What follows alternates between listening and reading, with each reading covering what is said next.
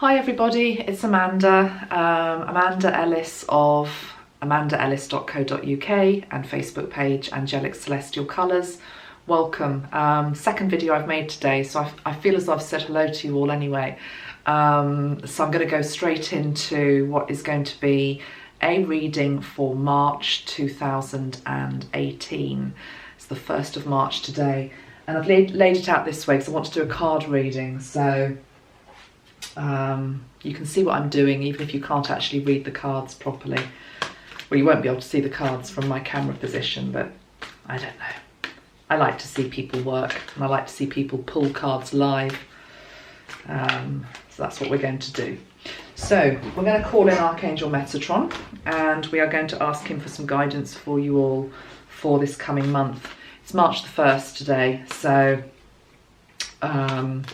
we're still in winter here in the UK.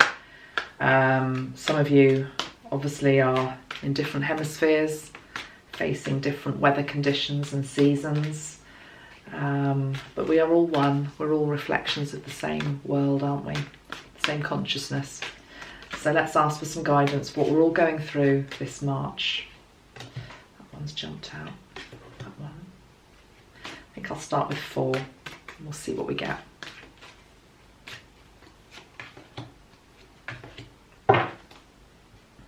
On the bottom of the pack is the card of Regeneration. This has been showing an awful lot recently. It's the card of Rebirth. And I've talked about this particular card a bit myself last week on my Facebook page, linked into the cycle of life and death. So there we go. We've got Regeneration still ongoing in our world, and ongoing in your world. And I feel what I want to say, what's coming through right now, is that I'm really drawn to the colours in this card actually. Can you see the colours? And can you see the tree? We've got the blues and the greens, and then we've got this like red lava-y stuff. It feels like lava that's rising up there as well. So I just want to say a few words on that, because the red in particular is for me linking into anger. There seems to be a lot of anger around at the moment. There seems to be a lot of anger around collectively, and there also seems to be a lot of tempers that are flaring, and we all also are sometimes feeling frustrated and angry at situations in our own life. And in many ways, actually, anger can be the fuel that creates the change that needs to be made. Because if you look here at the tree, what I'm feeling is this red, angry energy is actually there in the roots of the tree, supporting it, helping it to grow, helping it to flourish, helping it to eventually bloom and create new green leaves, where at the moment it just looks very barren. So it does feel as though there is some anger around at this time as well. The blues and the green feel more peaceful. Let's see what these 4 cards are.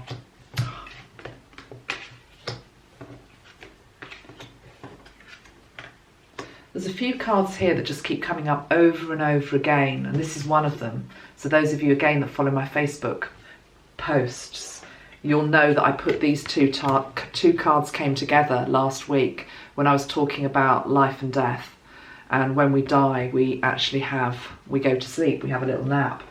And this is different in the context of this reading, but it does imply, particularly with the card of Regeneration and Rebirth, that rebirth can be quite a tiring process. It can be a process where we can feel very weary and drained, and it takes an awful lot of energy for that tree to bloom and flower. And it will do so, and you will do so in your own life as well. But you do need to be listening to your own body's rhythm at this time. And when you feel that you need to take a nap, you take a nap. And if you feel as though you need to go to bed earlier, you go to bed earlier. So I'm also hearing Metatron say that this is also linked into taking a nap from what is going on in the wider world. We know it's a little bit crazy out there at the moment. There's a lot of volatility, there's a lot of anger. You don't have to be involved in all of that. You don't have to read everything that's out there. You don't have to watch everything that's going on. I'm being told it's more helpful at the moment to just dip in and out of it. You know me, you know I like to keep abreast of what's happening in the world and the news, just to be informed really. I like to be informed, but we don't need to know the nuts and bolts of every situation. And indeed, some of the situations in our world are so complex that unless you are, I don't know, really, really keen or that way inclined, do you really need to know the latest happenings of whatever's going on, whether it's to do with Brexit, whether it's to do with what's going on in the White House, whether it's to do with going on with something which is much more specific to your country. So it's about dipping in and out of the news, keeping informed, but not needing to know every single nuance. And taking time out from it is important as well, because it's very draining energy at the moment. We've got a fork in the road. Okay, this is the card which says a fork in the road. All right, which is exactly what it says it is. We are at a time, in fact there's two cards here that both really say the same thing. Okay, this one is called Here and Now, and there is this lady who's sort of floating above two signposts, and one signpost is linked into the past and one signpost is linked into the future, and she's actually hovering here, and that little flag there says you are here. So it's about being in the present moment, but it's very clear that she can't stay there forever. She is present in her everyday life, but at some point she will be going towards this future gateway. And here we have the same thing basically being said, the fork in the road.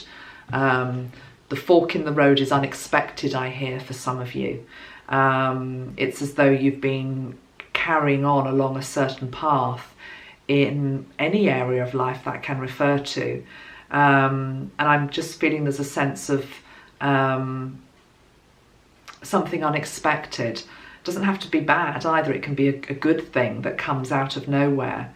There's a card in another deck that I had in my mind today when I was about to make this video, and it's from Patrick Gamble's Spirit Oracle actually, which I have got here. I'll see if I can find it in a moment.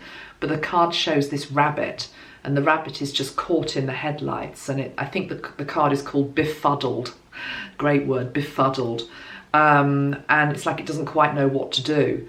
And similar energy here with the fork in the road, not quite knowing where to go, but being aware that the status quo has changed, the environment has changed around you, things have happened or are happening that are changing the dynamic around you. It doesn't feel like it's a stagnant energy. But before you make a decision to go down one alley or another, you're just being asked to pause and to reflect, and to link up to higher self and your angels for guidance. If you look at this animal here that's sort of facing the fork in the road, although the animal has stopped and is taking stock for a moment and is slightly like, oh, okay, I thought I was going straight ahead, but actually now I've got this signpost and I'm not quite sure what to do. But the thing is that eventually that animal, the animal reflects us, it's going to be drawn to the light, okay? That light is going to be so compelling and so bright for it that it's going to be so obvious that that is the way to go. It's not going to be that way. It's not going to be turning around and going back the way it's come. It's going to be going towards the light. So that will happen. But until that happens, and until it becomes very obvious that you are being led in a very clear direction, we've got this card here which talks about no place like home. Now this card comes up all the time in sessions that I do as well, but it has a different meaning here from what I often say to other people. And I'm feeling here this is about hunkering down. You know, it's a day, it's to do with days in this month where we actually need to just be at home, possibly, to take stock, to enjoy home comforts, home is a place at the end of the day which should be refuge. It should be a place of refuge. It should be a place of rest. It should be a place where we feel safe, where we can recharge our batteries. And funny, actually, I was on Facebook this morning and one of these promotional videos came up. I think it was from Hay House, and I wasn't really taking much notice of what the person was saying, but the subject matter I found was just quite interesting. And she was talking about sleep. She was talking about sleep. So we're back to this card. And she was talking about the bedroom as being a haven and for sleep and rejuvenation. And she was talking about feng shui. And there are certain things that you can do to create a nice restful place for you to sleep in. And some of it is obvious, isn't it? You know, don't have electronic equipment in your bedroom. I'm a great believer in get the TV out of the bedroom. You know, you don't need to be watching TV in a bedroom. Sorry, I'm sounding preachy there, but it's just my thing. You know, a bedroom should be a place of rest, restful colours, plants, you know, natural lighting, you know, obvious things, to be perfectly honest. But I'm wanting to extend that now to the whole home. I mean, I'm feeling a real need in my own home to declutter. And okay, we've had a death in the family, which makes that maybe more pressing, and it's brought it to our attention that that's what we need to do. But it also feels that it's just the energy of the moment. Get rid of clutter, get rid of what you don't need. I think because the pressures of the world at the moment are so extreme and there's so much chaos out there, and unfortunately that's going to continue through 2018. We're in this year of radical change and revolution. Then it's really important that the home is a safe space for us to be in. And so Metatron is asking you to really look around your home and see what you can do to make it a more comfortable place. Some of that is to do with getting rid of clutter, getting rid of old energy, you know, literally giving it a spring clean, giving it a physical clean, going round and burning sage or incense sticks, or using sprays, or using crystals. I often put clear quartz crystals in the corner of my rooms, particularly where I know the energy is a bit stagnant or stale, just to spruce it up, throwing windows open, getting fresh flowers in and plants. But more than anything, of course, a home reflects your consciousness, it reflects your state. And we know that, don't we? You can go into one person's home and it just has a happy feel to it. And you can go into another home and it feels maybe a bit depressing or, I don't know, angsty. So whatever the energy in your home, just take note of it, Metatron is saying, this March, and give it a clear out, okay? And home begins with you as well. So he's also asking you to have a clear out of your physical body, which is the home that houses your soul at the end of the day. So it really is about taking care and nurturing the home space as you nurture your own body, okay? And yeah, you know, I'm looking around at my own home and realising there are things that I can do as well.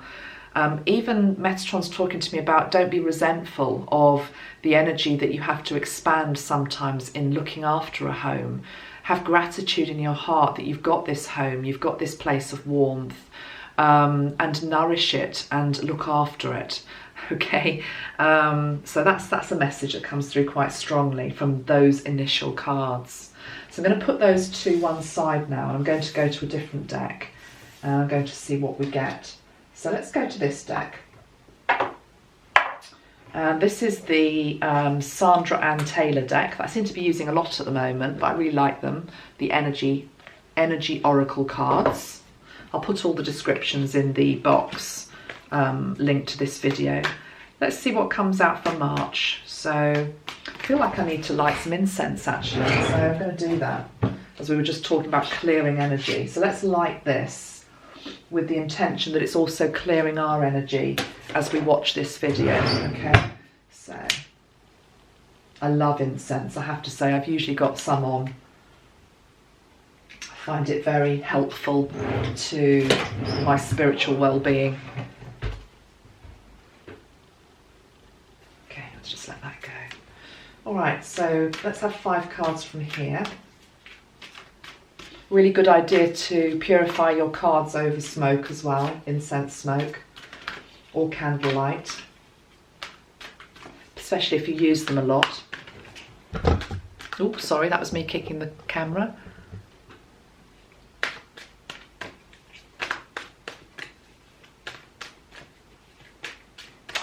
I'm hearing Metatron saying don't kick people when they're down, as I kicked the camera. There are a lot of people that are feeling down at the moment, and a bit flat, a bit demotivated. And it's really important that we extend the hand of friendship and love, okay, to ourselves that might be feeling that, but also to other people as well. There's a lot of viciousness out there. There's a lot of viciousness on social media. There's a lot of viciousness on YouTube. It's really unnecessary. And one of the things that Metatron was talking to me about this morning was the end goal at the end of the day, you know, what duality is all about, is trying to help us see that we're all connected, you know, every single person, whatever side of the coin they're on, that we're all connected in this unity consciousness. And Metatron's talking about the spiritual community as a family, has arguments just like any other community, any other family. And we have to realise that in a grown-up, mature family, it's okay to have disagreements, it's okay to not agree on everything, but you do so from a respectful place, okay? We all need to be respectful of each other's opinions. And that seems to have gone out of the window a lot. There was a thing on the news yesterday of what they're calling the Fab Four. Rolling my eyes a little bit in, I don't know, it just feels so cliched. It was William, Kate, Meghan and Harry, and they had their first ever outing as a foursome. So they called them the Fab Four. And somebody asked, somebody asked about, well, do you ever have disagreements, you know, in terms of the family?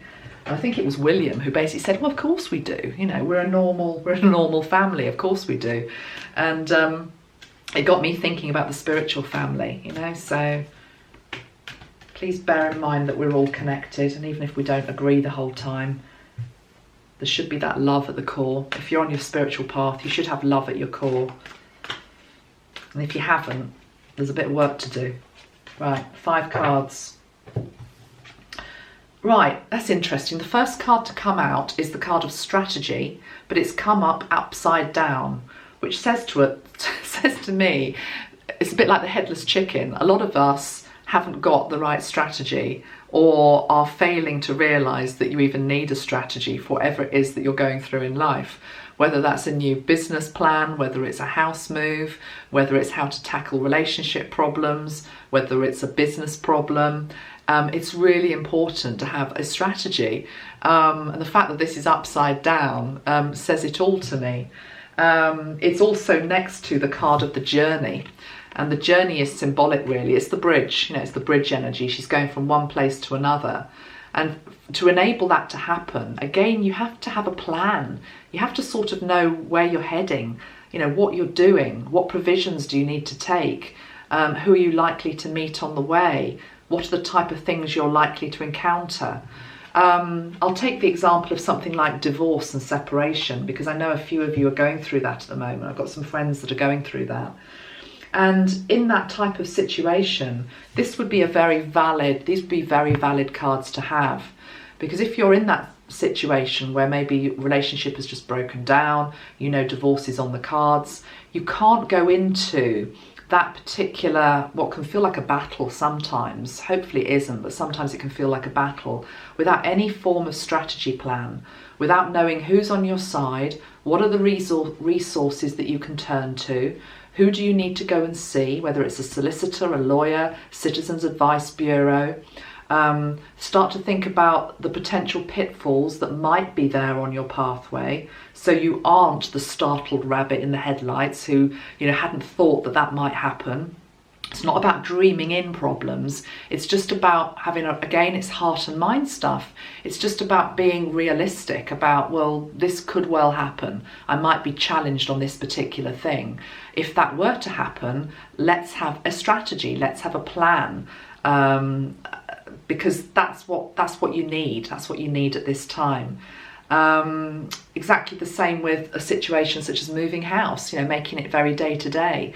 Moving house can be really, really stressful. So, you know, if, for example, I don't know, there's a delay on contracts being exchanged, or there's some form of delay, what happens? You know, how do you cope with that? Is there a rental backup? It's all that type of thing. So you can apply it to any area of life. But again, the card of strategy shows a journal. And I'm sure did I talk about this last month? I've certainly talked about it to somebody recently, where it was like, well, you know, you're not journaling, you're not noticing signs that Spirit are giving you, you're not hearing the messages that Spirit is trying to say to you. Start to write them down, because again, if you don't, you're getting the guidance, you're getting the support, but A, you're not noting it down, and B, you're then not acting upon it, okay? So strategize and journal. The next two cards that come up, this one again is in reverse position, and it is the second chakra. So it's the sacral chakra, okay, the sacral chakra. And the sacral chakra is linked into our creativity, our fertility, our sexuality. Here, more than anything, I'm thinking it's linked into creativity though, particularly with the fact that we had the card of strategy upside down. So not only do we not have a plan, we don't really necessarily know where we're going, we're making it up as we go along, we're firefighting in regard to some aspect of life. We are also blocked at some level with regard to the sacral chakra, which wants to help us to come up with creative ideas to get us out of maybe the mess that we've created, or that has happened or something that's happened in our life that is challenging.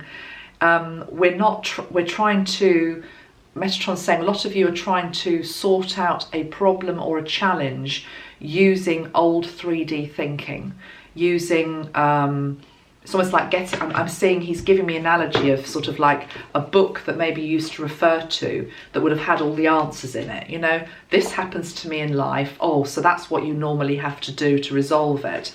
Let me turn to this and see what the guidance is. And he's saying, no, we're living in different times now. The old rule book has been ripped up, but you're not left with no help or no support. This is where the angels come in, it's where your guides come in, it's where your higher self comes in. But your creative chakra is so important. Interesting, I just called it the creative chakra. The sacral chakra is so important to get balanced at this time, to help you be able to come up with new ways of looking at things, new perspectives, and new ways to fight yourself out of the box that you might have put yourself in. Now let's just do a moment's healing on that, because there are two very powerful energies that we've got to help us with regard to healing the sacral chakra. And I'm going to go and grab them.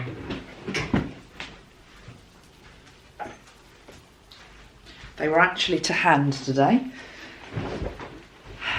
So within the sprays that I make, we've got these two combination of colours that will help to get your sacral chakra back into balance. The first is the sacral chakra spray, which is Plum, a beautiful, rich purple colour. Now, those of you that are, you know, traditionalists will know that the traditional colour of the sacral chakra is orange. Orange is still a beautiful colour to use to help heal the sacral. But with Metatron, he teaches us to try and get used to different colours at different places in the body. And purple traditionally was the colour actually linked into the crown chakra, linked to amethyst as a crystal stone. So by using purple in the sacral area, we are bringing down that sense of divinity and divine connection to source right into our womb if we're a woman, and down into the reproductive area in men.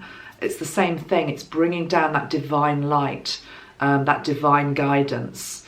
Purple is all about spirit, okay? Purple and violet. So let's just spray now the plum sacral energy, and if you just link into your own sacral chakra for one moment, as I say, situated beneath the belly button, linked into the reproductive area of the body, and we'll just allow this beautiful purple plum energy to flow down. I'm spraying it above my head just because I spray all my sprays above my head, and I like to imagine it as a colour that's now just flowing down, drifting down through my body, and then I'm also spraying it physically onto my sacral area. And I'd like you just to imagine there is this beautiful stream of purple light flowing in to the sacral area of your body,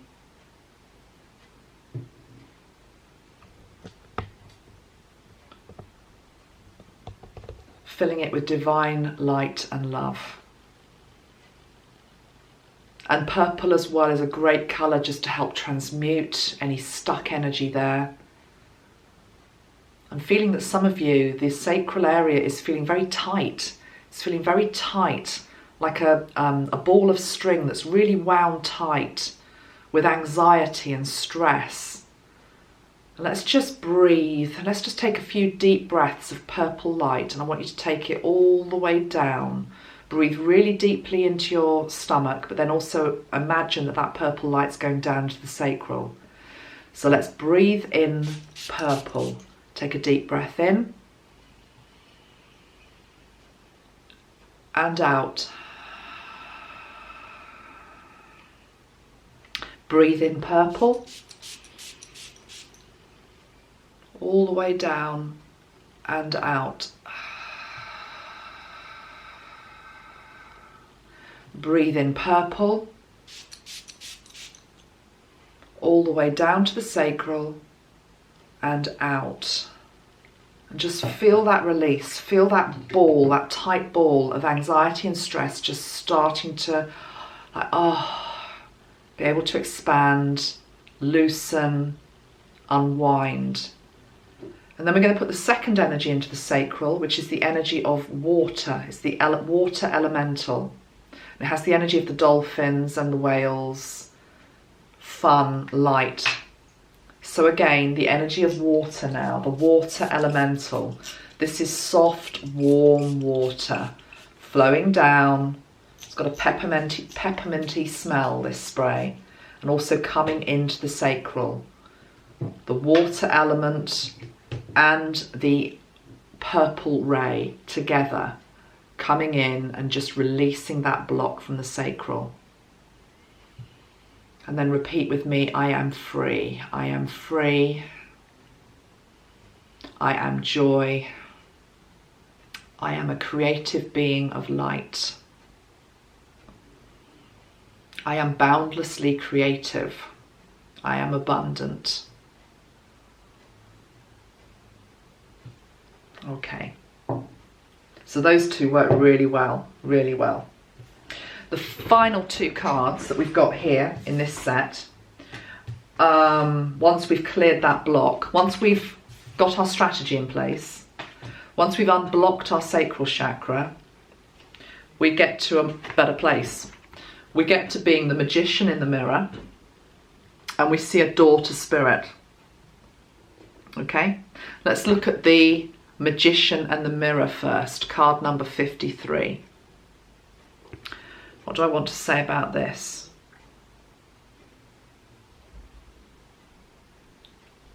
I'm observing his posture on the card. He feels very much like he is a magician, Merlin type energy, dressed in white, as the white snow falls outside my window that I'm looking at. White equals purification. And it's like he's got this expression. It's like, why wouldn't you? Why wouldn't you want to look in the mirror? Why wouldn't you want to see your true self? Why wouldn't you want to see the answer? Oh, that's an interesting one. Why wouldn't you want to see the answer? Look in the mirror and you will find the answer you seek. And of course, what he's asking you to do is for you to look in the mirror and see yourself. And when you look in the mirror and see yourself, he wants you not to see a distorted view of somebody that feels stuck, confused, anxious. Oh God, you know, all of that. He's wanting you to look in the mirror and see a divine being of light who is able to tackle anything that's going on in their life with love, tackle it with strength, with conviction, with integrity, and with fifth dimensional consciousness. He's saying to me, this is a fifth dimensional mirror. It's a fifth dimensional mirror, and it's not an illusion. You can look into it and see yourself in 5D in all your glory, with all your abilities, all your capabilities, all your strength, all your wisdom, all your love, all your light. What's stopping you from doing that? Because when you do that, there is this beautiful doorway to spirit here. Look how free that feels. Feel the freedom of that energy as opposed to this one at the start, which was just like confusion. I don't know what to do. I don't know how to do it. Maybe I won't even start it because it's too difficult. This is just like, let us help you. Walk through. Whatever the problem is, the answer is there.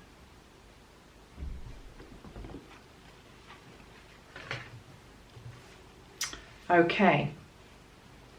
I'm going to pull a couple more cards from this deck.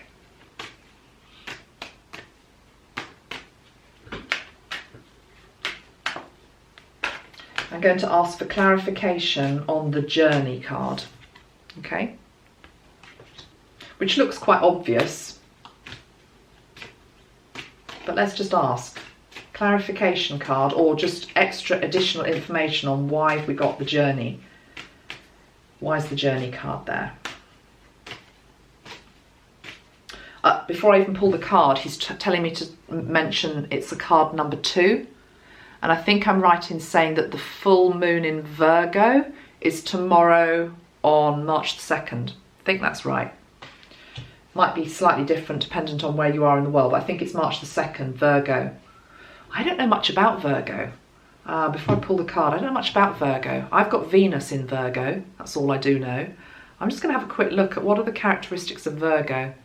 'Cause it's funny, isn't it? You tend to know a lot of people of certain star signs. I don't think I know many Virgos.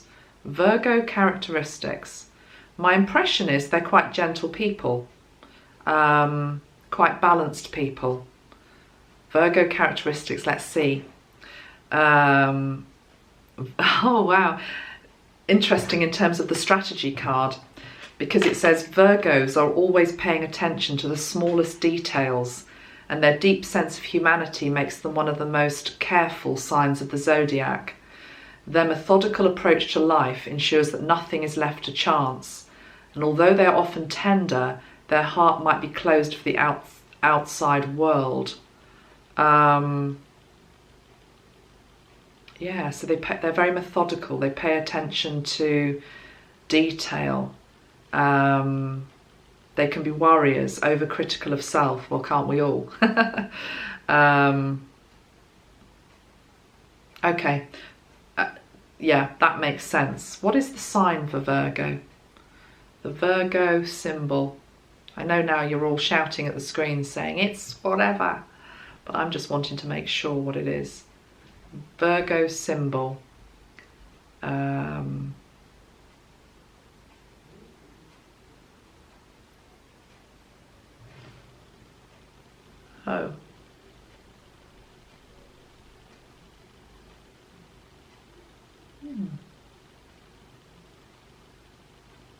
It's a symbol or glyph. It's designed to depict the maiden carrying a shaft of wheat. Okay. I need to gem up on Virgo. Anyway, I think more why I was drawn to look at that was because of their attention to detail, which is really needed at this time in March. Okay, I'm going to draw a card now in relation to the journey card. That's what we were doing, wasn't it?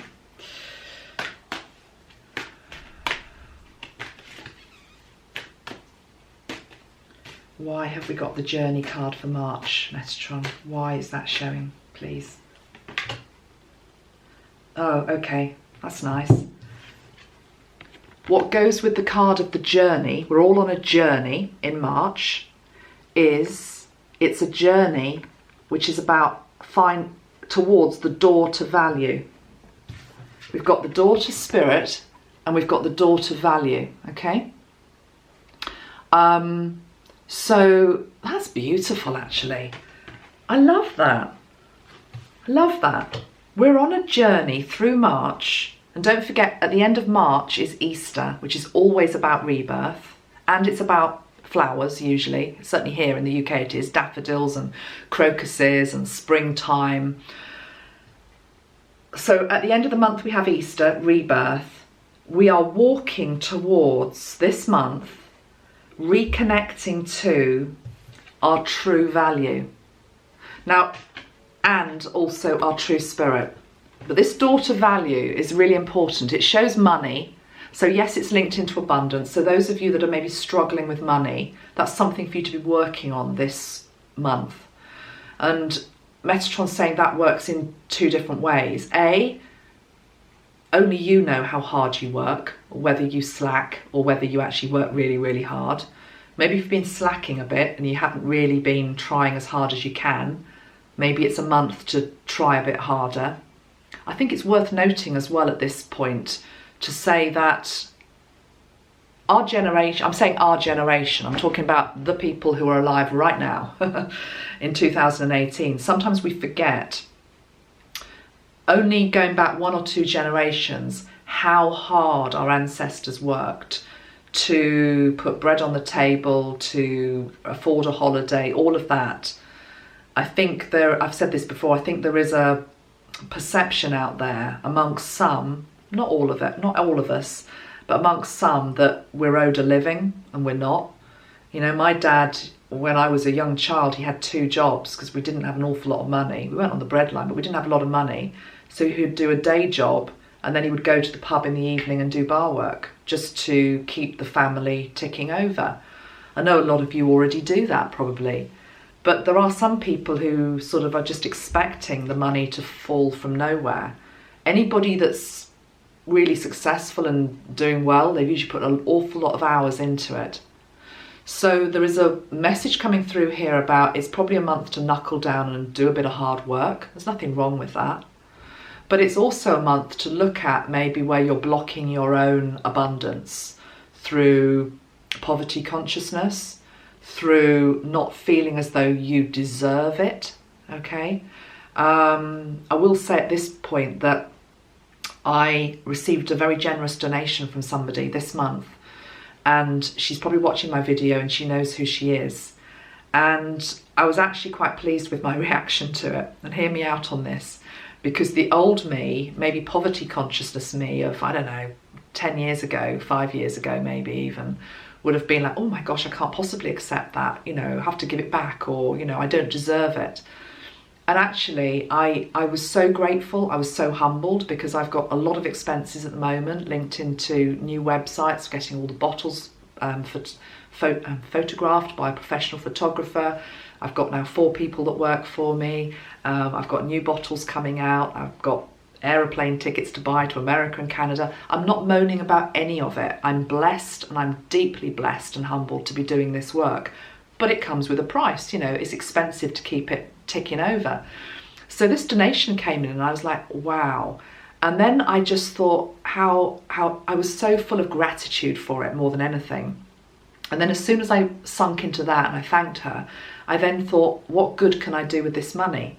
And absolutely, every penny of it's going to go back into the business. You know, it will pay the photographer, it will pay somebody's wages this month. It will, you know, it'll go back into the business, because that was the intention behind it. But I was pleased with my own response that I was able to do that, because that shows that that's what we need to get to. We need to get to a place where we view money as energy. It's something that comes in and it's then something that goes out. And as soon as you put a block on it in terms of I've received this and oh my God, I better save it for a rainy day and never spend it in case I never get another penny again, you've blocked the flow straight away, you know? And it's a really difficult one for most people to get into. I've been tested on it hugely in my own life. My family have been tested on it hugely. But it's to do with trusting spirit that they have your back.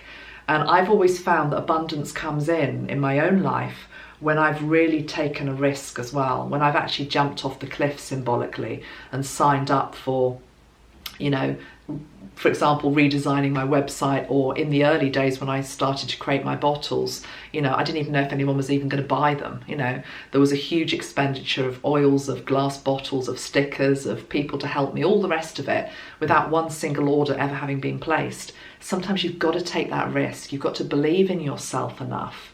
You've got to value yourself enough and walk through that door knowing that what you do is coming from the right place, that you have something valuable to offer.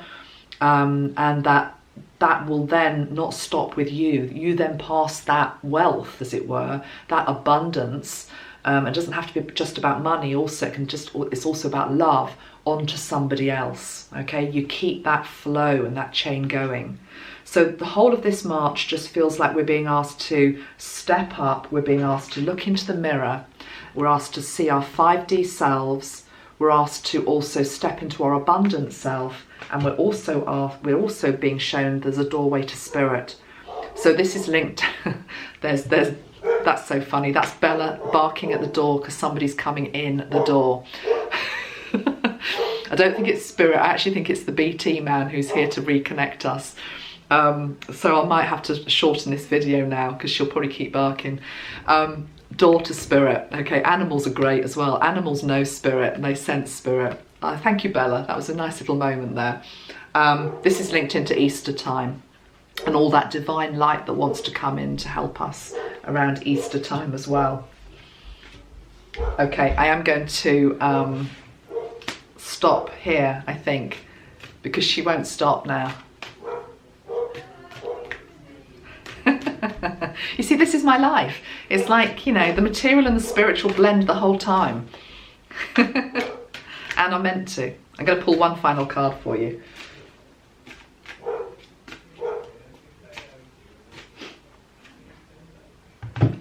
Nice. Look at that, cornucopia, the horn of plenty. This is abundance. This is exactly what I was just talking about. Be open and be ready to pick up all the fruits across the floor of the forest, all the light that wants to come in to help you. This is about plenty. And there is enough for everybody. There is enough for all. Okay, I'm going to leave it there because it is getting a bit noisy in the house. Lots of love, everyone. I'll do another video soon. Bye for now. Oh, somebody said to me that I should say at the end of my videos, because I never do, because again, I need a strategy. They say, just remind people to like your videos. You never say that. You never ask people to like your videos or share them. I know you often do. But yeah, if you've liked the video, give it a like. Thanks very much. Bye, everyone.